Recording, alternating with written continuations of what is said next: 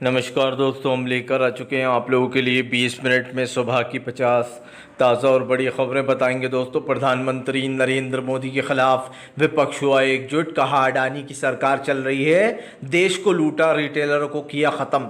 आखिरकार क्यों दोस्तों? हिडनबर्ग की दूसरी रिपोर्ट के बाद सेबी पूरी तरीके से शक के घेरे में। जो चीफ है सेबी की दोस्तों माधवी, उन पर ही आरोप लगाए कि वही अडानी के साथ मिली हुई हैं। तो बताएंगे ये आरोप इतने स्ट्रोंग क्यों साबित हो रहा है और कैसे आखिरकार अखिलेश यादव ने उपचुनाव को लेकर कर ली है तैयारी।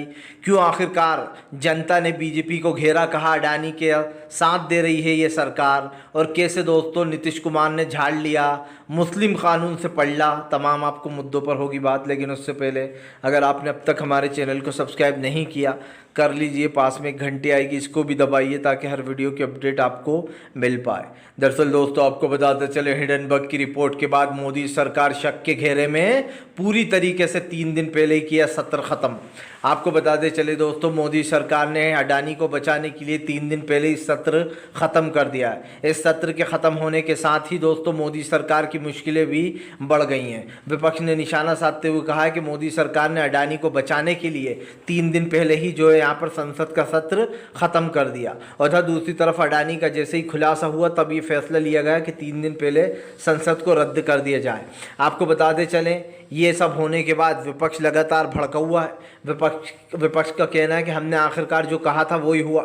हिडनबर्ग की जो पहली रिपोर्ट थी दोस्तों, उसने अडानी की पोल खोली थी और पूरे मार्केट में अडानी का नाम ख़राब हो गया था। और यहाँ तक के ये कह सकते हैं कि एक दिन में अडानी बर्बाद हो गया था। उसके शेयर्स के दाम धमास से गिरे थे और जो अडानी नंबर 1 पर था दोस्तों, वो अडानी लुढ़क कर 20वें नंबर पर आ गया था। अब एक बार फिर से सेबी ने दूसरा बड़ा खुलासा किया है कि हिडनबर्ग ने, कि जो सेबी की चीफ है वो इसीलिए सबूत नहीं दे रही है क्योंकि अडानी के साथ दोस्तों माधवी जो कि चीफ है सेबी की, और उनके पति दोनों की कंपनी में शेयर है दोस्तों। तो आप समझ सकते हैं कि चोर चोर मौसेरे भाई। आपको बताते चले दोस्तों, प्रधानमंत्री नरेंद्र मोदी और सेबी को राहुल गांधी ने घेरा। कहा तभी नहीं मिल रहे थे सबूत, ये थी असली वजह। दरअसल आपको बताते चले, अब राहुल गांधी ने अडानी का वीडियो का जिक्र करते हुए प्रधानमंत्री को लपेटे में ले लिया है। राहुल गांधी ने कहा, who is possible, who is जो है यहाँ पर दोस्तों इस चीज़ का कौन जिम्मेदार है। राहुल गांधी ने बीजेपी पर हमला बोलते हुए कहा कि फिलहाल भारतीय जनता पार्टी कह रही थी कि हमारा तो अडानी से कुछ लेना देना नहीं है। राहुल गांधी ने कहा कि सेबी की चीफ और उनके पति के ऊपर बहुत ही ज़्यादा दोस्तों ये कह सकते गंभीर आरोप लगे हैं, बहुत ही। और इसी को लेकर राहुल गांधी ने कहा कि इसकी जांच होना चाहिए। सबसे बड़ी बात यह है दोस्तों कि जब सेबी से, आपको बता दूं अगर पता ना हो तो, सुप्रीम कोर्ट ने जब सबूत मांगे थे, जब अडानी का हिडनबर्ग की रिपोर्ट के बाद खुलासा हुआ था कि वो कैसे अपनी कंपनी के शेयर्स के दाम खुद ही बढ़ाता है अपने भाई की से शेयर खरीदवा के, और ये सच सामने आने के बाद हड़कंप मच गया था क्योंकि कई बेचारे लोग दोस्तों डूब चुके हैं शेयर मार्केट में पैसा लगाकर। तो इसके बाद जब सेबी से सबूत मांगे तो हाथ खड़े कर दिए सेबी ने कहा कि हमें तो कोई डॉक्यूमेंट मिल ही नहीं रहा है।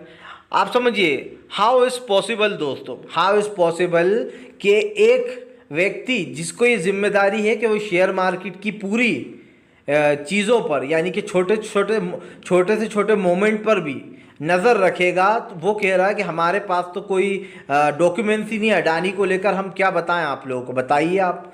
मतलब कि सेबी की चीफ हाथ खड़े कर रही हैं कि हमारे पास तो कोई डॉक्यूमेंट्स ही नहीं है। अब पता चला कि वो ऐसा क्यों कर रही थी। जाहिर सी बात है, जब खुद के शेयर्स अडानी के साथ मिले होंगे, पार्टनरशिप में होंगे दोस्तों। और यह आरोप पता है क्यों लगा है?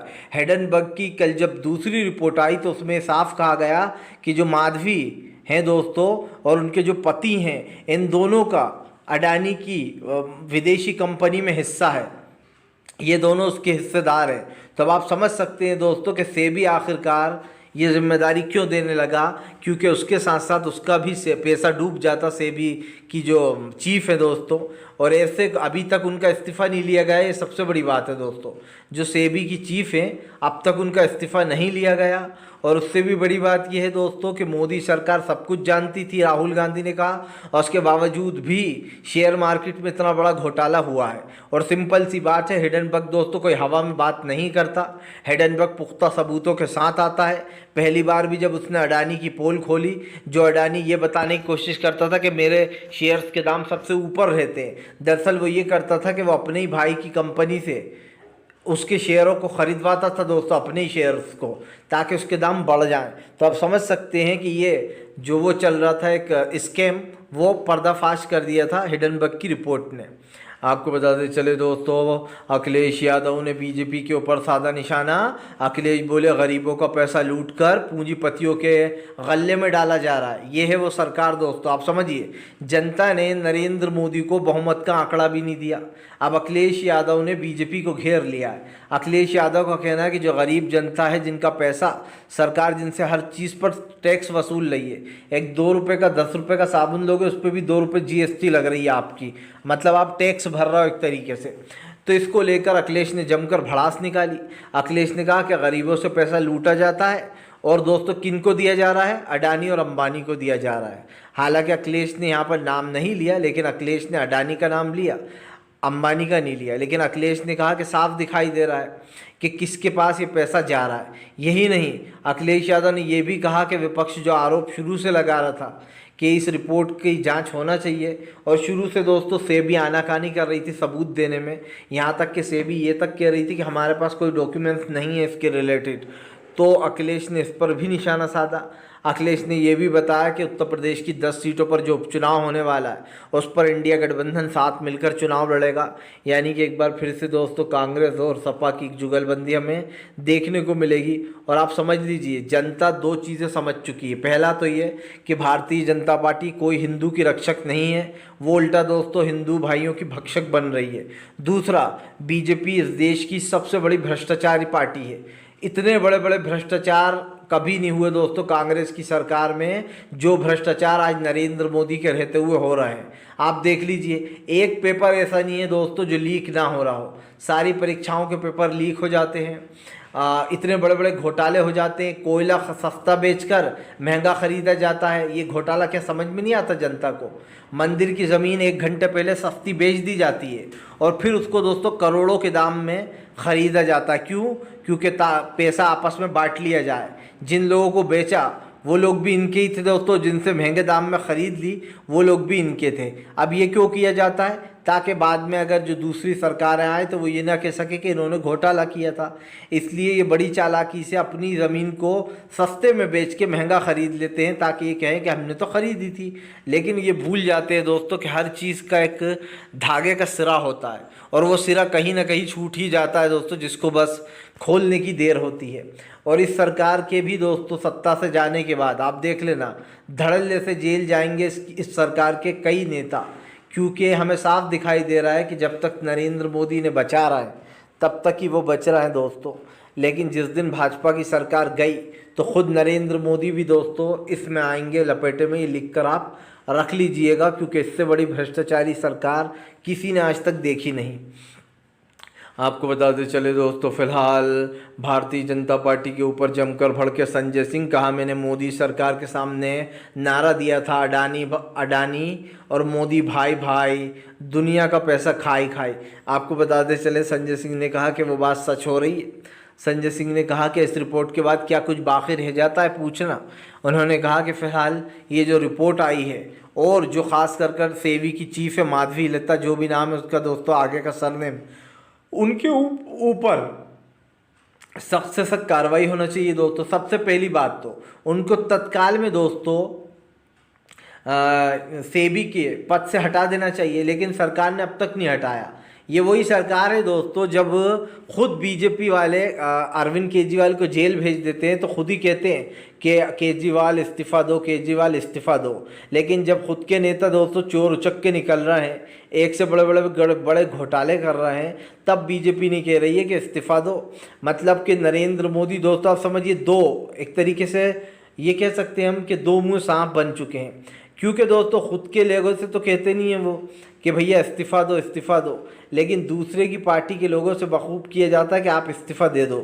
मैं तो यही कहूँगा दोस्तों कि सरकार की असलियत जनता के सामने जितनी आए उतनी कम है। अच्छा है, मैं तो कहता हूँ ये सारी बातें जनता के सामने आ रही हैं, क्योंकि भैया ये सरकार किसी काम की नहीं है दोस्तों।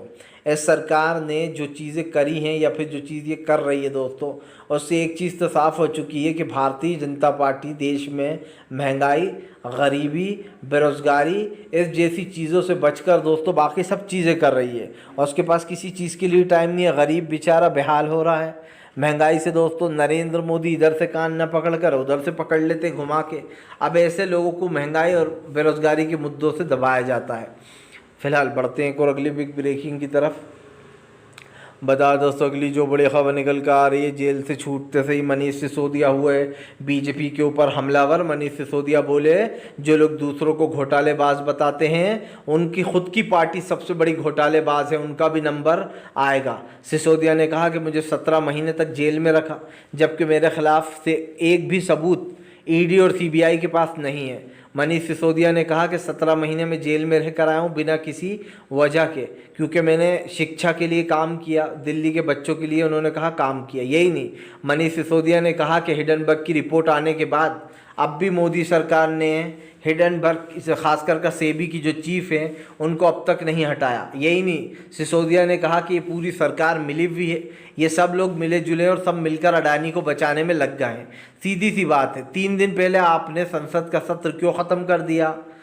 दूसरी बात, हिडनबर्ग की रिपोर्ट आने के बाद ही आपकी नींद खुलेगी।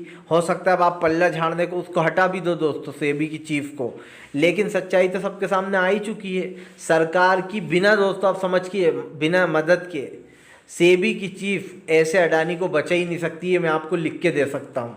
क्योंकि दोस्तों सेबी की चीफ इतनी बड़ी नहीं है कि वो सरकार से भी बड़ी हो जाए।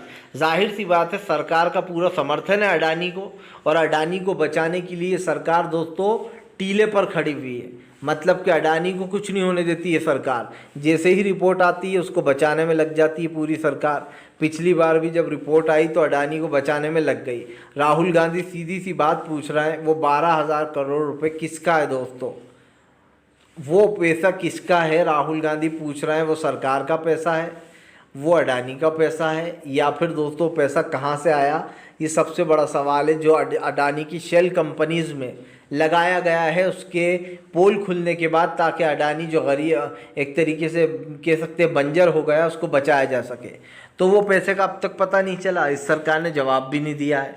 वो पैसा कहाँ से आया, किसने दिया, ये किसी को पता नहीं है। और एक चीज़ और सुन लीजिए, हिडनबर्ग की दूसरी रिपोर्ट कल आने के बाद से पूरी भाजपा अडानी को बचाने में लग गई है, और अब लोग कह रहे हैं अरे सेबी से तो उनका कुछ रिश्ता नहीं है। भाजपा के लोग कह रहे हैं ये तो अराजकता फैला रहा है। अब आप समझिए हिडनबर्ग को भैया इनसे क्या दुश्मनी है जो वो इनके खिलाफ झूठी वो करेंगे दोस्तों? जाहिर सी बात है अडानी ये सब कुछ कर रहा है, अडानी को बचाने के लिए सरकार सब कुछ कर रही है, तो पोल तो खुलेगी। आप कितना ही छुपा लो, आज नहीं तो कल ये सच सामने आएगा। सरकार जिस दिन बदल गई उस दिन दोस्तों भाजपा का जेल जाना तय है। एक एक करके सारे नेताओं को जेल भेजा जाएगा। जो लोग घोटाले कर रहे हैं वो लोग अंदर जाएंगे, और साफ दिखाई दे रहा है इसमें कौन कौन शामिल है दोस्तों। बड़े से बड़ा नाम शामिल मिलेगा। जो लोग आज राहुल गांधी पर सवाल उठा रहे थे कि राहुल गांधी ने ये बोल दिया, वो बात तो सारी सच्ची निकली। आप क्या कहेंगे? राहुल गांधी यूं ही देश के सबसे बड़े सबसे पॉपुलर नेता नहीं बने दोस्तों। राहुल गांधी को लोग पसंद करने लगे थे। राहुल गांधी की एक एक बात सच साबित हो रही थी, इसलिए राहुल गांधी देश के नंबर 1 नेता बन गए नरेंद्र मोदी को हटाकर। और सबसे बड़ी बात ये कि नरेंद्र मोदी ने तो अपनी पॉपुलैरिटी खो ही दी है। आने वाले समय में जो अब की बार इनको इतनी सीटें मिल भी गई दोस्तों, पिछली बार तो 100 सीटें भी नहीं मिलने वाली, लिखकर आज आप रख लीजिएगा, क्योंकि इस बार ही जनता ने इनको हटा दिया था सत्ता से। लेकिन नीतीश नायडू के बल पर ये सरकार सत्ता में है। सीधी सी बात है, जो लोग ऐसी सरकार का साथ दे रहे हैं, चाहे वो नायडू हो या नीतीश हो दोस्तों, अगला नंबर उनका भी है, उनको भी जनता वोट नहीं देने वाली अगली बार। आपको बताते चले दोस्तों, भारतीय जनता पार्टी के खिलाफ जमकर भड़कते हुए नजर आए दोस्तों। जो है यहाँ पर मनोज झा बोले, हम पहले से कह रहे थे, हम शुरुआत से ये चीज़ कह रहे हैं कि सरकार जो है वो सब मिलकर अडानी को बचाने में लगी हुई है। आपको बताते चले, आरजेडी के नेता मनोज झा ने निशाना साधते हुए कहा कि रोज़गार, विकास, ये सब ढोंग है, ये सारे ढोंग की बातें हैं। जो लोग आते हैं दोस्तों और मुँह हिलाते हैं कि हम विकास करेंगे और ये करेंगे वो करेंगे, या फिर देश अमृतकाल में जा रहा है, या फिर देश जो है वो विश्व गुरु बन रहा है, तो इन तमाम विश्व गुरुओं की पोल की धज्जियाँ उड़ रही हैं। मैं तो यही, मनोज झा ने 3 दिन पहले सत्र ख़त्म होने पर भी भड़ास निकाली। उन्होंने कहा किसको बचाने के लिए 3 दिन पहले सत्र ख़त्म किया गया है, ये सब जानते हैं। और दोस्तों, क्या कोई इतना बेवकूफ़ है कि अडानी की रिपोर्ट आने के बाद 3 दिन पहले संसद को स्थगित कर दिया जाता है? मुद्दा क्या रहेगा?